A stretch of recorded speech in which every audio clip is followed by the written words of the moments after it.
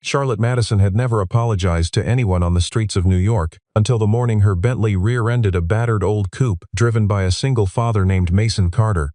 She stepped out without hesitation, checkbook already in hand, fully prepared to close the matter with money and move on with her day. But when Mason popped the trunk of that ancient Aston Martin DB5, Charlotte went utterly still. There was no spare tire inside. No forgotten luggage. What she saw instead, a concealed radar array, biometric locks, encrypted displays, and a set of defense systems stopped her cold. Stay with this story to the very end, because what Mason Carter is hiding will completely change how you see him. The morning had started the way most mornings did for Charlotte Madison, precisely, efficiently, and entirely on her own terms. Her schedule on that Tuesday in October had been locked in for 3 weeks, a 9 o'clock review with her legal team, a 10:30 walkthrough of the demo floor, and a noon signing ceremony that would formalize a partnership worth $1.4 billion with 3 of the country's largest automotive manufacturers. Charlotte ran Meridian Dynamics, one of the most aggressively innovative autonomous vehicle companies in the country, and she had built it from a single ambitious patent into a corporate empire in just under 9 years. She was 37 years old, sharp as a scalpel, and allergic to wasted time. Nothing about that morning was supposed to go wrong. Her driver, a quiet man named Gerald who had worked for her for 6 years, was threading the Bentley through Midtown Manhattan when a delivery truck drifted across 2 lanes near 48th Street without signaling. Gerald swerved to avoid a collision, which sent the rear quarter panel of the Bentley sweeping hard into the driver's side of a pearl gray Aston Martin DB5 parked along the curb. The sound was a short, ugly shriek of metal on metal, the kind that turns heads on a New York sidewalk even among people who have decided not to care. Charlotte felt the impact in her spine before she registered what had happened. Gerald was already apologizing.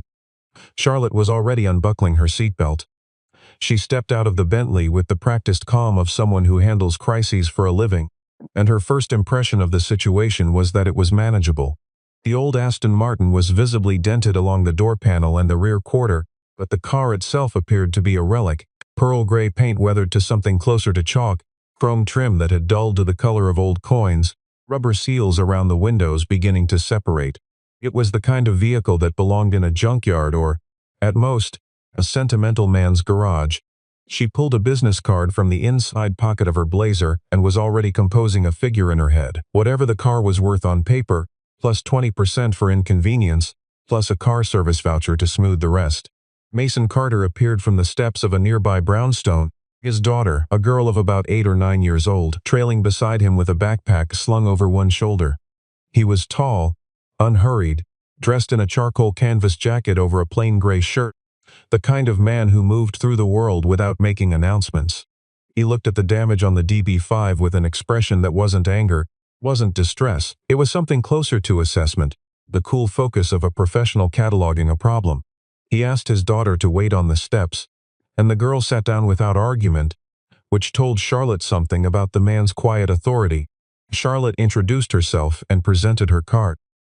She explained, in the brisk, courteous tone she used with contractors and vendors, that she would cover all repair costs and any inconvenience. She named a figure. Mason didn't look at the card.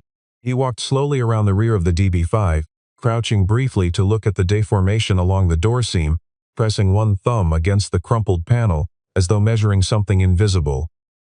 Then he stood and said, calmly, that he needed to check the car's systems before anything else. Charlotte said that was fine, assuming he meant the engine or perhaps a tire. She checked her watch. She had 47 minutes before her legal team meeting. What Mason did next was not fine, in the sense that it was entirely outside anything Charlotte had prepared for. He reached through the driver's side window and touched a section of the dashboard that appeared, to anyone watching, to be decorative trim, a strip of brushed aluminum between the instrument cluster and the glove box. He pressed it in a sequence, 3 short taps followed by 1 long press, and the interior of the car transformed. A soft blue light activated beneath the dash. The rearview mirror split along a hidden seam and folded open to reveal a compact display screen. A low hum began somewhere under the chassis, steady and purposeful. The car had woken up. Charlotte stood very still on the sidewalk and felt the world she thought she understood become, in the space of about 4 seconds, considerably more complicated. The system running through that battered Aston Martin was performing a post-impact diagnostic. Charlotte could see it clearly on the mirror display, scanning the chassis for sensor damage, checking signal integrity across multiple encrypted channels, confirming that no external devices had been attached to the vehicle during the incident. She recognized the architecture. Not the exact code, not the precise hardware, but the philosophy behind it, the layered approach to vehicular security, the way the system treated the car itself as both an asset and an intelligence node.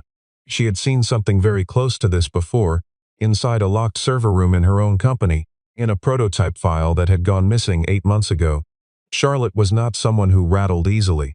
She had faced hostile takeover bids, regulatory investigations, and one very public product failure that had cost her a major government contract and nearly taken the company down with it. She had emerged from each of those situations colder, sharper, and more certain of her ability to control outcomes. But standing on 48th Street watching a dashboard display in a vintage coupe-run security protocols she had never expected to see outside a classified development environment, she felt something she almost didn't recognize, the early signal of being genuinely out of her depth.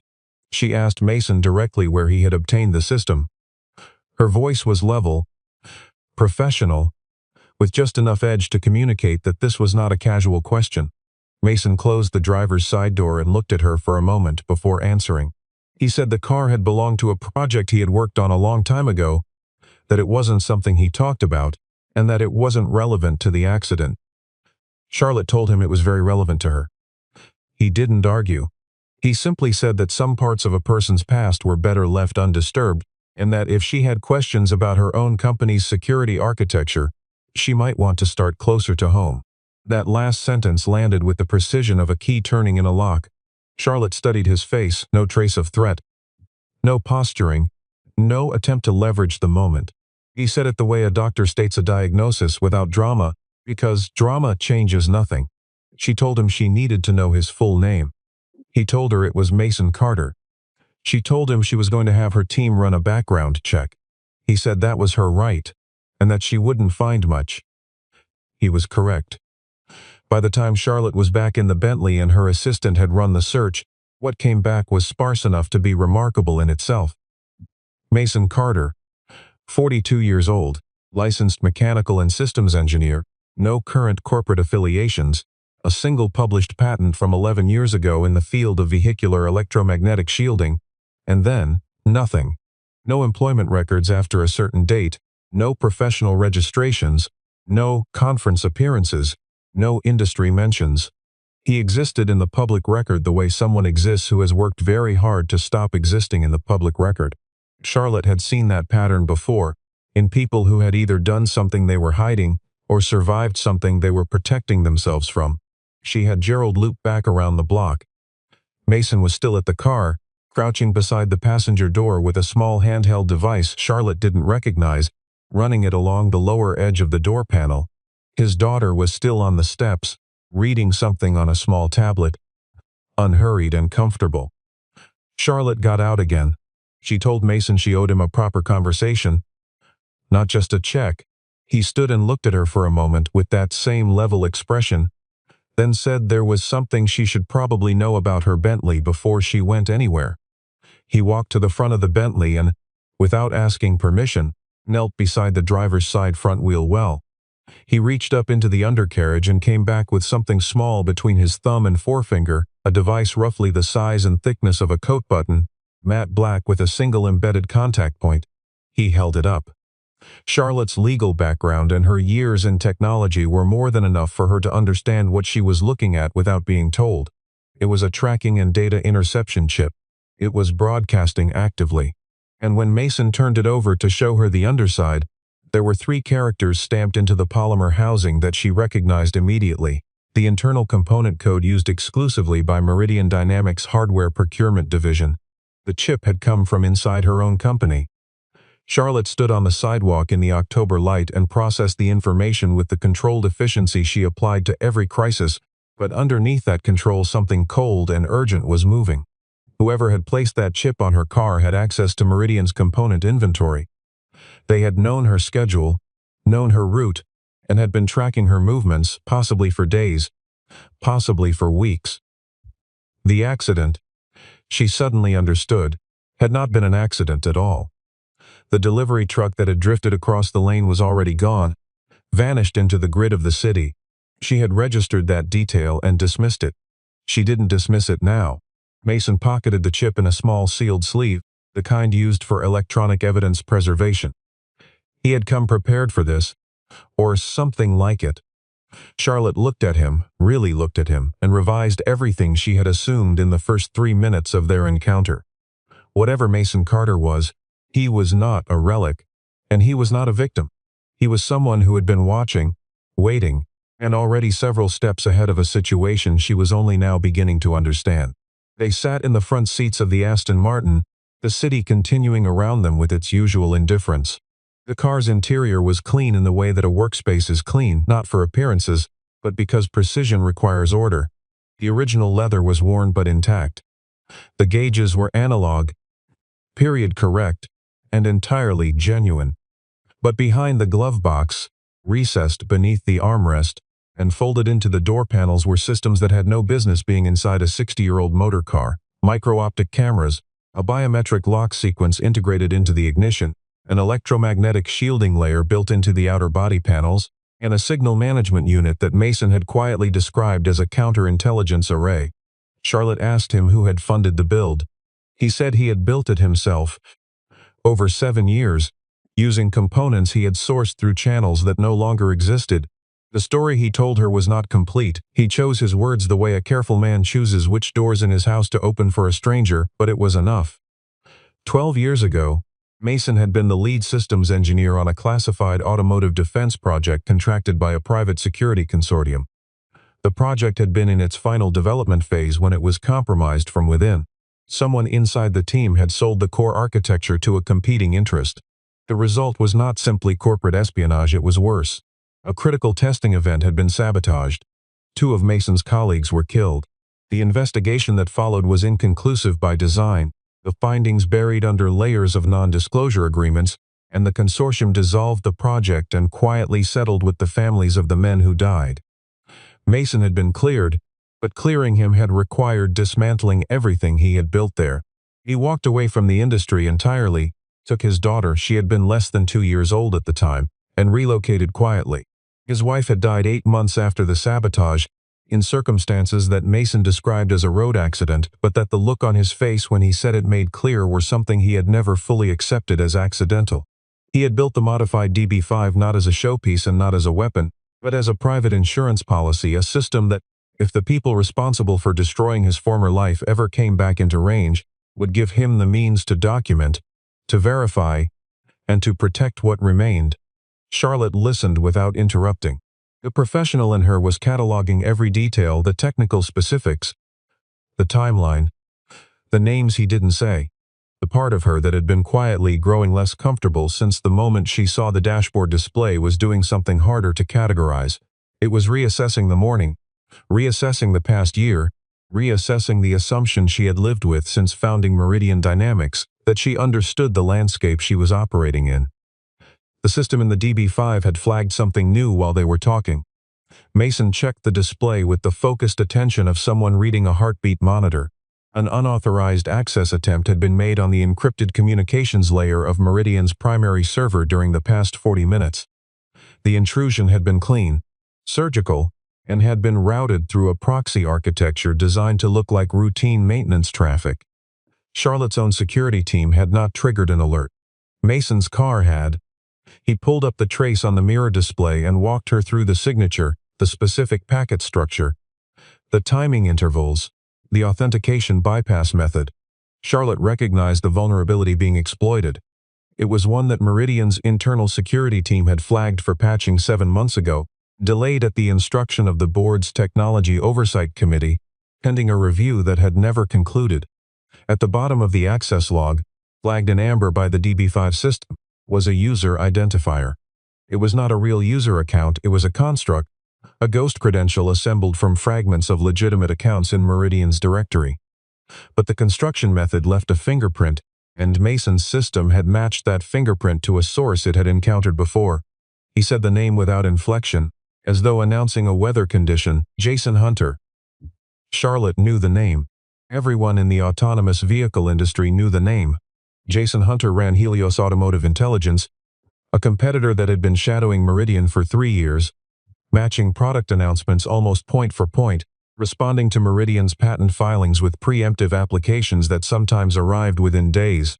The industry had chalked it up to parallel development, to the natural convergence that happens when multiple teams chase the same technical horizon. Charlotte had always found it irritating. She was now understanding it as something else entirely. She asked Mason what Hunter's connection was to the project he had described, the classified program, the sabotage, the fire that had consumed his former career. Mason was quiet for a long moment. He said Hunter had not been part of the project directly. He had been a procurement consultant with access to the consortium's vendor relationships, a peripheral figure who had known enough to be dangerous and had been careful enough, for years, to remain invisible. He said he had suspected Hunter for a long time, but suspicion without evidence was something he had learned, at great cost, to treat with patience. What was in the DB5 system was evidence. Charlotte Madison was not accustomed to asking anyone for help. That was not arrogance in the conventional sense, it was a discipline, one she had developed over years of watching what happened to people in her position when they showed uncertainty to the wrong audience. The technology industry rewarded confidence the way water rewards the lowest point. It flowed there naturally, and everything else followed. She had built her reputation on the appearance of having already solved whatever problem was in front of her, even when she was solving it in real time. The idea of sitting in a vintage car in Midtown Manhattan and asking a man she had met 45 minutes ago to help her save her company from a threat she hadn't known existed an hour before was, by any measure she normally applied, an unacceptable situation. She did it anyway. She told Mason that she needed his help. She said it cleanly, without qualifications, without the kind of framing she would normally use to make a request sound like a proposition. He listened, and he didn't say yes immediately, and he didn't perform reluctance to extract concessions.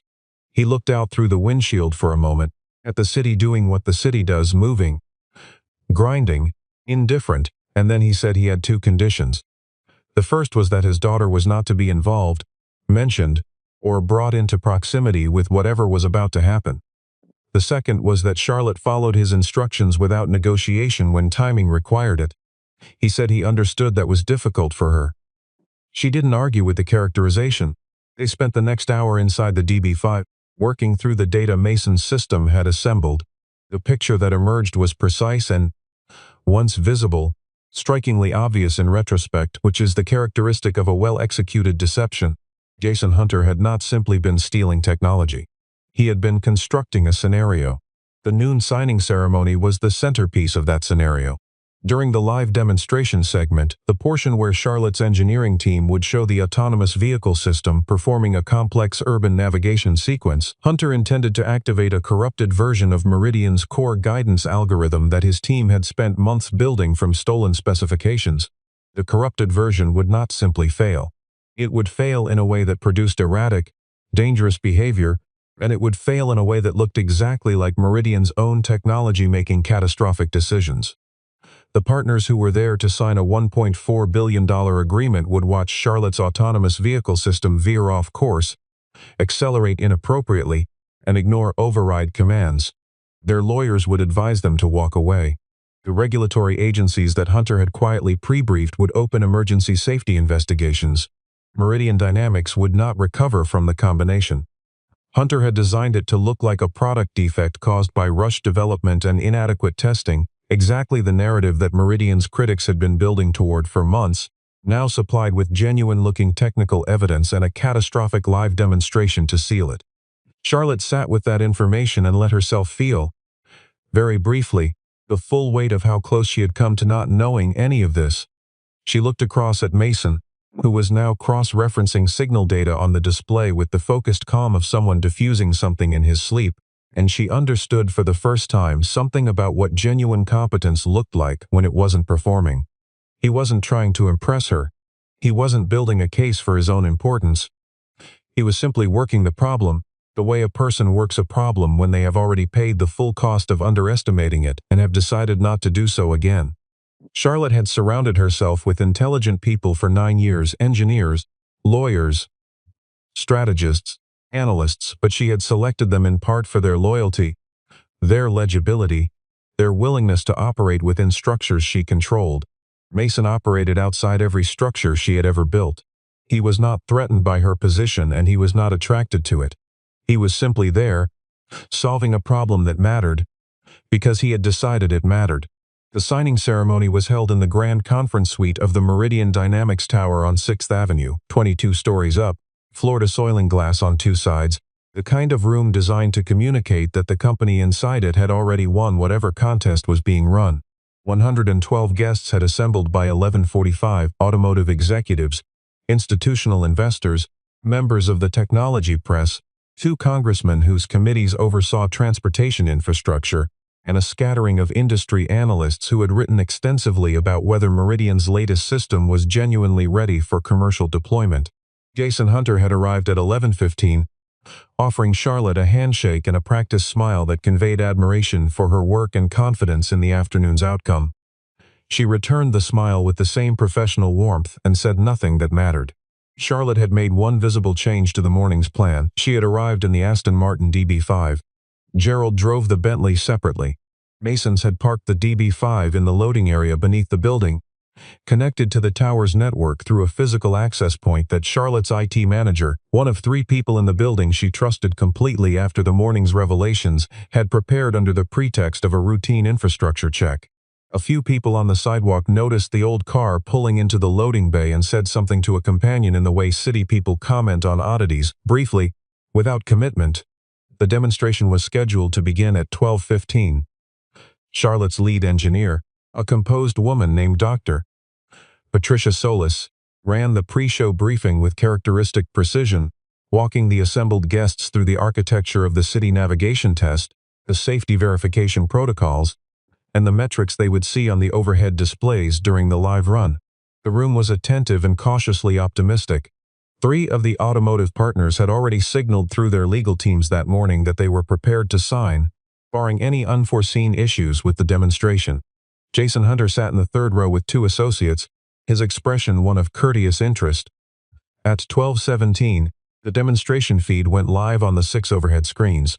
The autonomous vehicle, a modified sedan carrying sensor arrays and running Meridian's proprietary guidance system, began its route through a simulated urban grid in the company's New Jersey testing facility, transmitted live to the conference room. For the first 90 seconds, the performance was textbook: clean lane discipline, appropriate yielding behavior at intersections, precise response to a pedestrian simulation at a crosswalk. The room began to relax into approval. At 12:19 and 40 seconds, the vehicle's behavior changed. It drifted past a stop point without decelerating. It misclassified a static obstacle and steered toward it before correcting late. It stopped responding to remote override commands from the monitoring station for a period of 11 seconds, during which it was traveling at 32 miles per hour through a residential zone simulation. The overhead displays filled with cascading error notifications. The room went quiet with the particular quality of silence that precedes serious professional consequences. Dr. Solis was at the monitoring station, her expression locked in controlled alarm, her hands moving over the console in ways that were not producing results. Jason Hunter allowed himself approximately 2 seconds of visible concern before composing his features into the expression of a man who had always privately harbored doubts and was now, regrettably, being proven right. Below the building, Mason was already working. The moment the first anomalous input had appeared in the vehicle's guidance stream, 48 seconds before it manifested on screen, the DB5 system had flagged the intrusion signature and Mason had engaged the counter protocol he had spent the previous 3 hours calibrating to Meridian's specific network architecture. The DB5 sent a directional jamming pulse across the frequency band Hunter's team was using to push the corrupted algorithm into Meridian's feed. The corrupted stream was cut. The vehicle's native guidance system reasserted control. But the more critical function was already running in parallel. Mason's system had been logging every packet of Hunter's intrusion, timestamping it, signing it with cryptographic verification, and routing the complete file with source identification to the 6 overhead screens in the conference room. The cascade of error messages was replaced, without transition, by a clean technical display showing the intrusion pathway in full detail, the entry point, the corrupted payload, the destination address within Meridian system, and, clearly labeled, source verified, and impossible to misread, the originating server registered to Helios Automotive Intelligence and authorized under the corporate account of Jason Hunter. The room absorbed this in silence for perhaps 3 seconds. Then it became something else entirely. One of the automotive executives stood. A congressman's aide was on the phone. Hunter's 2 associates were already moving toward the exit. Hunter himself sat very still in the 3rd row, and for the first time since Charlotte had known him by reputation, his expression was not performing anything at all. It was simply the face of a man watching a structure he had built over years collapse in under 60 seconds. Charlotte stood at the front of the room and said nothing while the room processed what it had seen. Dr. Solis confirmed from the monitoring station that the vehicle was operating normally, that the genuine guidance system had never been at fault, and that the data on the overhead screens was consistent with a sophisticated external intrusion attempt that had been interdicted and logged in real time. She had not looked at Hunter since the display changed. She didn't need to. The aftermath of the signing ceremony was organized and deliberate. Statements were made. Legal holds were issued. The corporate partners signed their agreements before leaving. But Jason Hunter was not in the building when the police arrived. He had moved through the evacuation of the room with the practiced ease of someone who plans for the possibility of exits, and by the time Charlotte's security team reached the lobby, he was gone. The associates who had been with him were cooperative in the way people become cooperative when they understand that the alternative is worse, and what they shared with investigators in the following 2 hours confirmed the broad shape of what Mason had already assembled. But Hunter himself was mobile, had resources distributed across 3 jurisdictions, and had clearly anticipated that the afternoon might not conclude in his favor. Charlotte received the first call from her security director at 2:47, confirming that Hunter had not gone home, had not gone to his office, and had last been seen in a car heading uptown. The second call came from Mason, who was still in the loading bay running the DB5 systems, and who told her simply that she needed to come down and that she should leave her phone in her office before she did. She understood the instruction. She left the phone. They were on the West Side Highway within 15 minutes, the DB5 moving through mid-afternoon traffic with the particular anonymity of old vehicles in cities where old vehicles attract no surveillance. Mason had tracked Hunter's signal through a relay that Hunter's own device had been inadvertently feeding back through the counterintelligence array. It was, Mason explained without emphasis, a known vulnerability in the communication hardware Hunter preferred, one he had documented in his own files for several years without finding an occasion to use. He had that kind of patience. The car following them became apparent about 6 minutes north of the Lincoln Tunnel, a black SUV. 2 occupants, maintaining a spacing interval that was professionally precise. Mason had noted it before Charlotte spotted it, which she knew because his hands had shifted slightly on the steering wheel in a way she had already learned to read as preparation rather than tension. He didn't tell her to worry. He told her to hold the handle above the passenger door and to keep her feet flat on the floor. What happened next was not a chase in the cinematic sense, no running red lights, no pedestrian scattering. It was more precise than that, and more deliberate. Mason released a thermal misting system through the rear quarter vents of the DB5, a fine dispersal that confused optical sensors and created a diffuse visual screen at a range of about 40 meters. He turned onto the ramp for the Cross Bronx without signaling. In the tunnel section beneath the interchange, where ambient sensor coverage was limited, he activated the car's electromagnetic interference overlay, a localized field that scrambled incoming tracking signals across a 12-meter radius and made the DB5, for the purposes of any system trying to follow a radio or GPS signature, effectively disappear. The SUV came through the mist on the wrong lane of the interchange. By the time it had reoriented, the DB5 was 3 turns away and running parallel to the original pursuit vector, not ahead of it. Charlotte let out a breath she had been holding for approximately 45 seconds.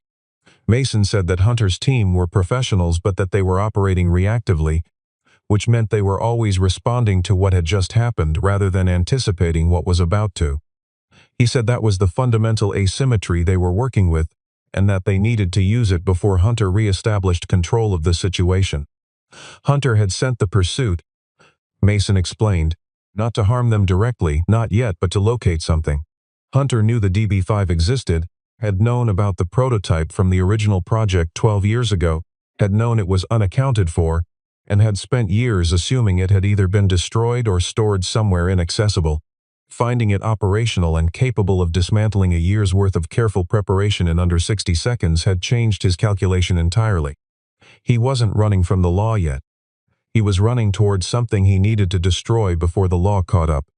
Charlotte sat in the passenger seat of the old gray Aston Martin as it moved through the Bronx in the clear October afternoon, and she thought about the version of herself that had stepped out of the Bentley that morning to hand a check to a man she had already categorized and dismissed.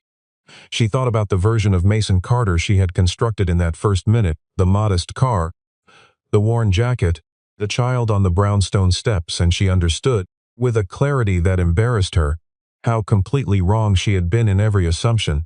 Not because the assumptions were unusual, because they were exactly the kind of assumptions she had built her entire professional methodology on: fast assessment, confident categorization, decisive action. They were useful tools in the correct context. She had been operating in the wrong context for a very long time.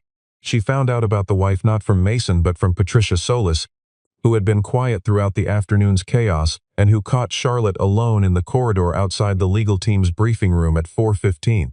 Patricia had been with Meridian for 5 years and had come out of a defense contractor background that Charlotte had always found useful without fully investigating. Patricia said, quietly and without preamble, that she had recognized Mason's name from a technical review committee she had served on 8 years ago, a post-incident panel convened to assess the safety failures in a classified vehicular defense program. She said she had not known he was still active. She said she was sorry for what had happened to his wife. The details were spare in the way that classified incident details are spare, the summary without the substance, the what without the why. The accident had occurred on a highway outside Richmond, Virginia.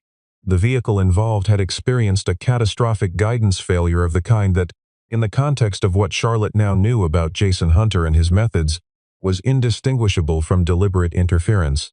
The investigation had attributed the failure to a manufacturing defect in a steering component. The component supplier had settled quietly. The file had been closed. Mason had been 300 miles away when it happened, had received the call in the middle of a debrief, and had been told by the consortium's legal team within 24 hours that he was not to speak about the incident to anyone outside an approved channel. Charlotte stood in the corridor with that information and let it settle. She thought about the way Mason moved through a crisis: no excess motion, no wasted energy, no performance of anything.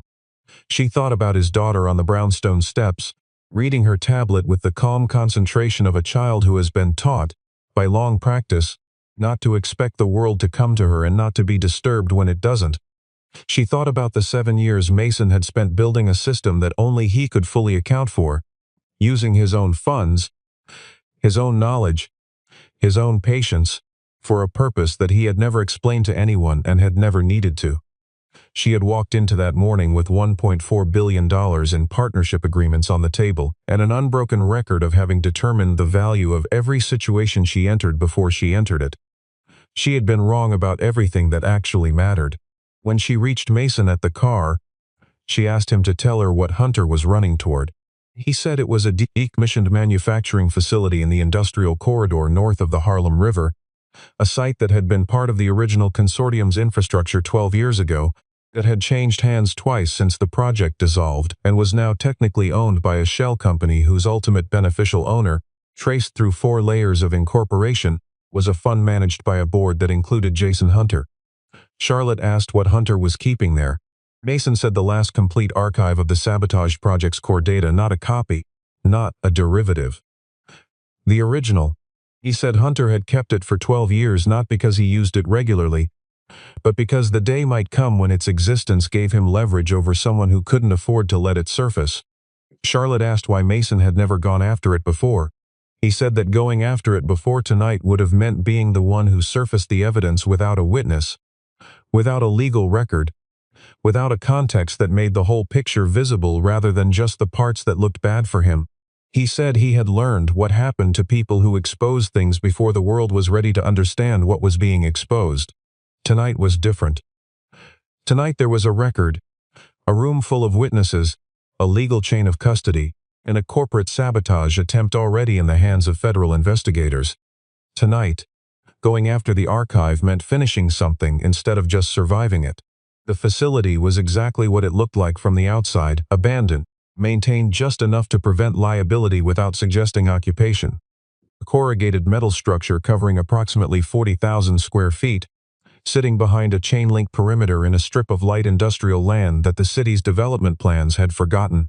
The access gate was locked with hardware that had been replaced within the past 18 months, new padlock on an old chain, which told Mason everything he needed to know about the facility's active use. He cut the DB5's engine 3 blocks out and coasted to a stop beneath a broken streetlight. He spent 4 minutes running a passive sensor sweep from the car, thermal imaging, signal density mapping, motion detection across the perimeter, before he said anything. He told Charlotte there were 4 individuals inside, 2 stationed near the northeast corner, 2 near what the building's original schematic identified as the main server room. Hunter was there. The heat signature was consistent with someone working at a terminal, not waiting. They entered through a loading dock on the south face of the building, accessing a mechanical override panel that Mason had memorized from the original facility documentation he had retained for exactly this reason. The interior smelled of concrete dust and old lubricant, the air still and cold in the way of large spaces that have been sealed against the weather.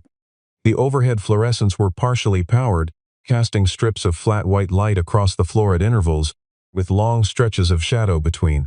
They moved through the shadow.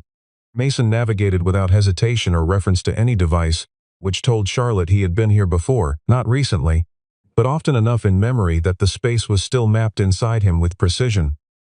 They found Hunter in the server room. He was standing at a terminal running hardware that had been cutting edge 12 years ago and had since been superseded by several generations of development. The server architecture around him was the original project infrastructure, physical units, not virtualized, because the data they held was too sensitive to have ever been migrated to anything connected to an external network.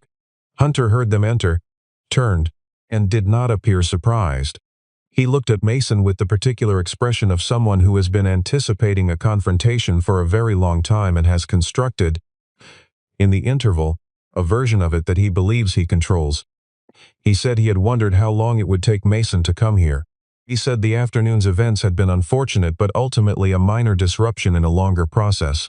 He said the data in the room behind him was enough to rebuild everything, to start again under different cover, with different partners, and that Mason could report what he liked to whoever would listen, because the original evidence of what had happened 12 years ago was stored in a format that only Hunter's specific decryption key could access, on hardware that would wipe itself clean at the first sign of unauthorized access. He said it with confidence, because that was how he had designed it, and for 12 years it had been sufficient. Mason said nothing for a moment. Then he said Hunter was thinking about the wrong system. Hunter's expression shifted, not to panic, but to the focused recalculation of an intelligent person who has just registered that a variable they excluded from their model was not actually absent. Mason touched the inside panel of the DB5's detachable control module, which he had carried in on a shoulder mount, and the server room's display units, all 6 screens arrayed across 2 walls, activated and began showing data. Not the data Hunter had been protecting. The data Mason had been assembling for 12 years, the communications logs, the equipment procurement records, the maintenance access timestamps, the signal anomalies from the night of the accident in Virginia, the financial transfers, the shell company trails. All of it signed, verified, dated, and already transmitting. The DB5 system had been broadcasting via encrypted satellite relay since they entered the building. The full archive was not going to a hard drive somewhere. It was going to the offices of 3 federal agencies, the legal teams of every corporate partner who had been in the signing ceremony that afternoon, and 4 investigative journalists whose contact information Mason had kept current for 11 years. Hunter looked at the screens. He looked at Mason. He looked at the door, and found Charlotte standing in it. He reached for the manual wipe switch on the server housing, a physical failsafe, hardwired, designed to bypass any software interlock. Mason had anticipated this also. The DB5's electromagnetic shielding pulse, deployed at short range directly through the control module, induced a current spike in the facility's wiring that tripped the building's main circuit breaker before Hunter's hand reached the switch. The room went dark for approximately 2 seconds, and when the emergency lighting came up battery-backed, on a separate circuit, Hunter was standing in the same position, the wipe switch untouched, and the transmission was complete. Charlotte had recorded every word spoken in the server room through the audio capture integrated into Mason's control module. The recording was already embedded in the archive. Hunter's voice, Hunter's words, Hunter's acknowledgement of what the data contained, all of it was in the hands of people who would know what to do with it by morning. Hunter sat down, finally, in the chair beside the terminal. He didn't speak again. Federal investigators arrived at the facility 41 minutes later. Mason waited by the DB5 in the parking area outside, and did not go back in. 3 weeks after the night at the facility, Charlotte stood in front of Meridian's full board of directors and gave an account that was honest in a way her boardroom presentations had never been. She told them what had happened at the signing, what she had found on her car, what she had not known about her own company's security vulnerabilities, and which members of the board had been in communication with Hunter's associates over the preceding 18 months. 2 of those members resigned before the meeting ended. The third was referred to the company's legal counsel. Charlotte did not soften the account or frame it strategically. She simply said what was true, and let the room absorb it. She called Mason the following Monday. He answered on the 3rd ring, and she could hear his daughter in the background asking something about a school project. Charlotte told him she wanted to apologize properly, which she did, not with the efficient brevity of a professional transaction, but with the directness of someone acknowledging a specific wrong. She said she had looked at him on 48th Street and seen what she expected to see rather than what was there, and that the gap between those 2 things had nearly cost her everything. He said he appreciated it.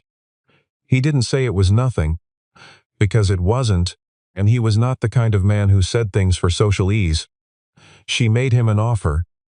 Meridian Dynamics would license the defensive system architecture that Mason had developed, under terms that he specified, with his name on the patent, his approval required for any deployment, and a compensation structure that reflected the actual value of what he had built rather than the depreciated estimate of what it looked like from the outside. She told him the figure. He was quiet for a moment. Then he said he would think about it. He came back to her 3 days later with a counter-proposal that was not about money. He said he would agree to a consulting arrangement, not a licensing deal, not an acquisition, under conditions that kept the technology under his authority and restricted its application to safety and protection rather than commercial tracking or enforcement use. He said he had built the system to protect people, and that was the only context in which he was willing to see it used. Charlotte agreed without negotiation. It was the first business agreement she had entered in 9 years without trying to shift the terms in her favor, and the absence of that instinct told her something about how the past few weeks had altered her calibration. Meridian Dynamics changed in the months that followed, in ways that were not always visible from outside but were felt throughout the company. Charlotte restructured the Technology Oversight Committee, replacing the members who had served primarily as levers for the board's financial interests with engineers and ethicists who understood what the technology they were overseeing actually did. She commissioned an independent security audit and published the findings without editing. She declined 2 acquisition approaches from funds with connections to the kind of investment architecture that Hunter had used, citing ethical concerns in terms specific enough that the industry understood exactly what she was communicating. Mason did not become a public figure. He consulted on 3 projects over the following year, each time on his own terms, each time leaving when the work was done without taking more credit than was accurate and without accepting recognition that turned a person into a brand. His daughter won her school's science fair that spring with a project on electromagnetic shielding in consumer vehicle design. He attended the presentation in a folding chair in the school gymnasium and watched her explain her work to a panel of judges with the same measured precision she had inherited from him.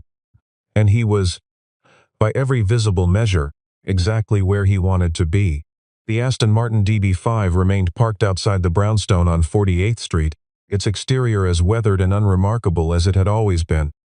Charlotte drove past it once, in her own car, on a morning when she was running 10 minutes early for a meeting, which still happened, because some things don't change. She slowed as she passed it. The gray paint caught the morning light in a way that made it look, for a moment, like something important that had been left in plain sight for people to notice if they were paying attention. Most people weren't. That, Charlotte had come to understand, was precisely the point. The most capable things in the world rarely advertise themselves. They simply work, quietly and completely, and wait to be understood by the people who are finally looking at what is actually there.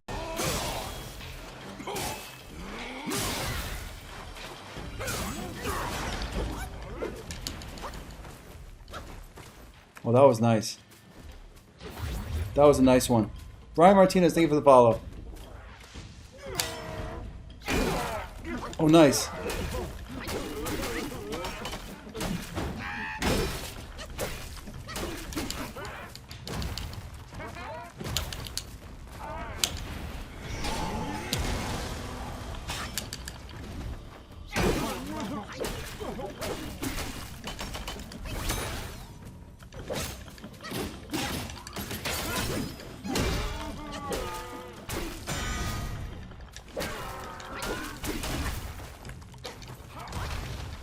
Nice. Oh, how did that still get me?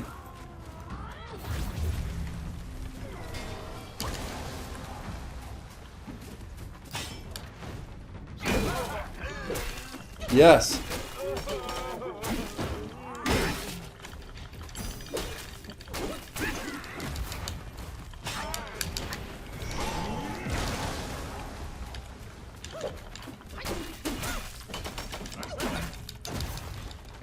Holy shit. Oh no.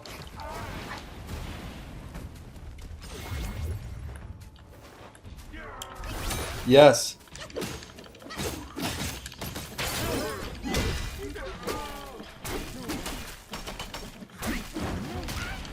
No way. That's it. I win. Got his ass. Oh, don't do that to me. Oh my gosh. Oh, I got him. Yes! Brian Martinez, thank you for the follow.